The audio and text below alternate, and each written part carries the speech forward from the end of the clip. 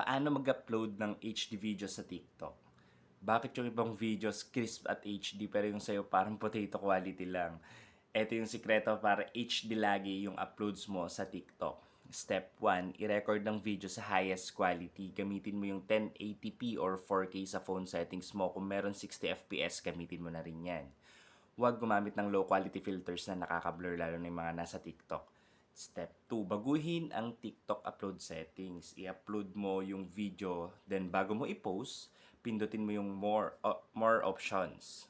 I-on mo yung upload HD. Step 3, iwasan mo yung mga compression.